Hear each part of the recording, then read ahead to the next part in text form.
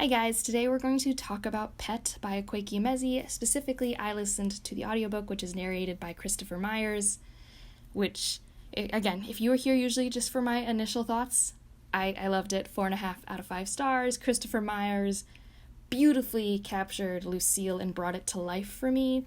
It was a wonderful, I think about 5-hour audiobook, and I thoroughly enjoyed my time, and I would recommend this to young adult and adult readers, and for people looking for a really good book club discussion book, especially one that's maybe not super long, because it's deceptively simple and enjoyable, but also has so much to unpack, and we're going to get into that in this video. But I just wanted to have this nice area here for those who maybe like the art of discovery when reading more. And now, let's get into the synopsis. In the story, you have Jam, a trans black girl who lives in Lucille, a place where the monsters are supposed to be gone. And they were defeated by the angels, who are the heads of their society. And so everyone lives with the presumption that there are no more monsters. But because of events, Jam is led to believe there are still monsters in Lucille. And you get this story where she needs to go figure out where are the monsters to protect the people in the community that she loves. This is a wonderful, wonderful story. And you can take a lot out of it. I think something I took out of it, just to have a little mini discussion before I go into the different elements, is that this really discusses and makes you think about what is a utopia. What would an actual utopia look like? And what does that mean, And for me, what I've taken away is that a utopia is not a place of perfection. It's a place with support and empathy. Because what you learn is Lucille is not a perfect place. It's not, I guess, by definitions, a utopia. But the community, the support, the empathy, I wanted to be in Lucille. I still want to be there. Because these are just things that I feel like are so simple to want, but are not ever present when you're in certain communities anywhere in the world. So yeah, that was something I personally have been thinking about and took away from this story after finishing it. And now let's just get into the different elements of the story and why I loved them or only liked them, maybe didn't like them. Basically, I'm going to parse this out so you can figure out, is this something worth your time? Should you get it out from the library? My opinion is yes. You should get it out from the library or buy it. Consume it however you consume books, that's my opinion, but I will try and help you make a more objective one for yourself. Now, let's start off with the plot. The plot is really great because it has this mystery, right? I said in the synopsis, we have to find this monster. There's this mystery, there's this tension, because someone's at risk. There's a monster, and they don't know who or what the monster is. And so people that Jam cares about are at risk. This is important. And I really liked that tension in my story. It kept me going. It made it so that even though I was being exposed to themes, it wasn't just the themes, right? It wasn't me being hit over the head with a message. I was invested in this story.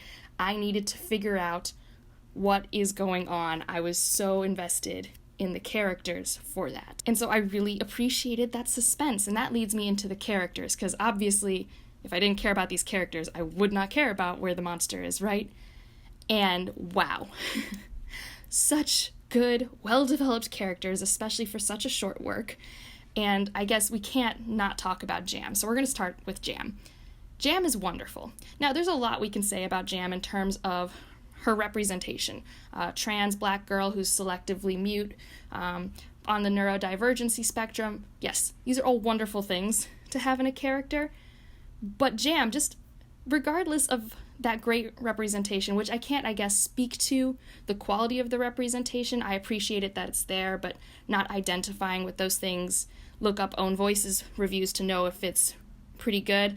And I will link a few Own Voices reviews that I watched for this video down below, one from Onyx Pages and one from The Artisan Geek, who you should be following if you're following me, because they are wonderful creators. But Jam is this curious, determined, persistent, caring, supportive character, and they have such strong ideals, and when you first start this book, you can tell that they're shy. And it doesn't matter that they have this anxiety or whatever, they will fight for what they think is right. And I didn't mean to rhyme there, but man, Jam is a wonderful character to read as a young adult, as like an example of like, this is, you can be cool and a good person, but also just as an adult, I want to aspire to be as awesome as Jam is. So that's the first thing. Jam's amazing. We should talk about Pet. I haven't really mentioned Pet, because I wanted to make sure I gave people time to leave who wanted absolutely no context. Pet is mentioned on the back of the book, so this is not a spoiler. But Pet is the manifestation of Jam's mother's art, and he is a monster hunter. And Pet. I think Christopher Myers captured Pet perfectly in this audiobook. Pet is this righteous creature who is determined to rid the world of monsters no matter the cost. It is a great foil to Jam, who is more empathetic, more nuanced, has different goals, has been raised in a different world.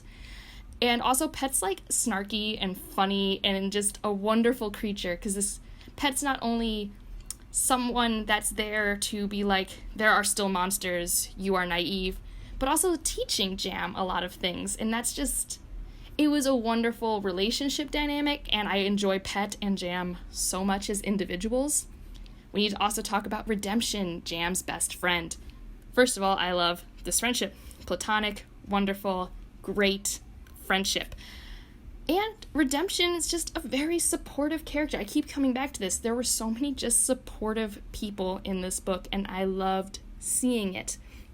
And redemption and Jam's relationship, you are so invested. There are sometimes moments of tension in that relationship because of events in the book, and you're so nervous because you're like, wait, no, I can't handle this. I can't handle this. Like, those are the emotions that it evoked in me. And yeah, I haven't even talked about Jam's parents, because this is one of the few, like, young adult books where the parents and the child, they have a pretty open, honest, trusting, pseudo-equals relationship, which I loved. I mean, being someone who's had that type of relationship with my parents, I appreciate seeing it on the page, and I just really thought it was a great relationship. And like I said, very supportive parents. The minute, like it's briefly mentioned in the books, this book is not about Jam being trans. That's not what this book's about. Jam just is trans. It's just a fact.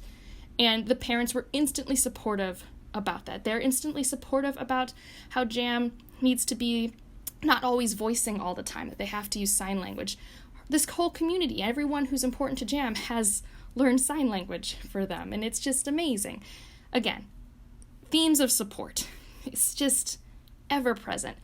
So I love all these characters. I love that they're not perfect characters, but they have traits of people I want to be friends with, or people that I want to be in their family. And it's just wonderful. And one last thing I'll mention is, although I can't speak to the quality of the representation, this book represents so many people. There's non-binary characters, there's a polyamorous relationship, there are cultural contributions from Trinidad and Nigeria and African American culture all in here.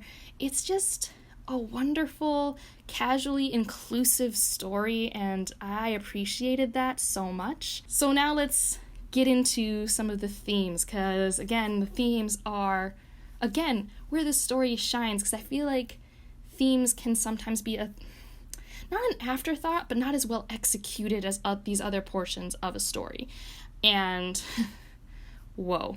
I think the biggest theme I will touch on here, besides the one of support and empathy that I've already kind of talked about throughout this review, is monsters versus angels.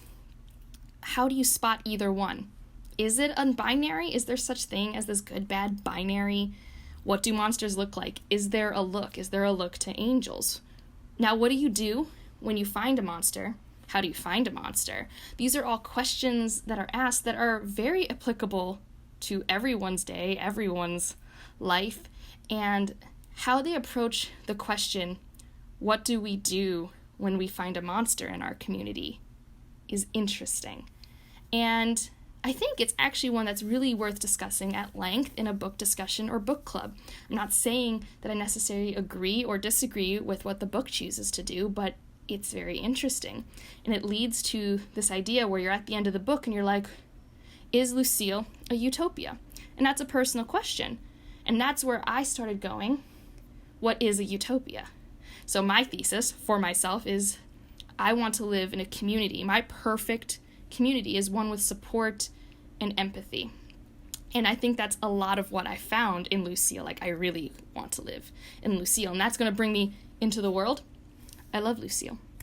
It's a great place. It's not actually told where it is in the world. That's not part of the world building. You get some references to the history, and that's about it. You get some brief references to where Pet's from, but it's just meant to be this futuristic utopia.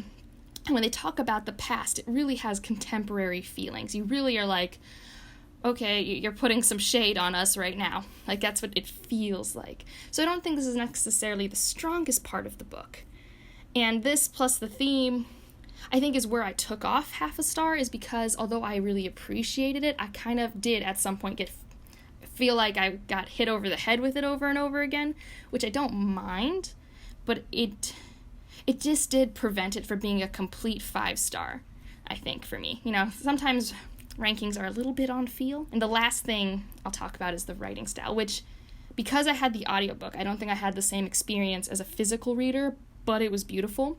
And I can say that when we were having our book club discussion, people were pulling sentences left and right. Everything was beautiful. It was wonderful. And also just the decisions that Akwaeke made for their character names. All the character names are so cool. You got Jam, Redemption, the parents are Bitter and Aloe, and everyone's names kind of had a meaning, and it was really cool. There's just so much here. Like, it's a story that I would not be against rereading to really just sit in the prose. It was beautiful and lush and didn't detract from the story. It just enhanced the story. So if you can't tell, I really like this book, and I really hope I've convinced you this is a book you should be picking up, because you really, really should. It's wonderful. And if you've made it this far, put down something that is pink in the description. You can say pink, you can put a pink emoji. I just figure the cover's pink, so why not? And otherwise, if you liked it, subscribe if you want to, and I'll see you in the next one. Bye.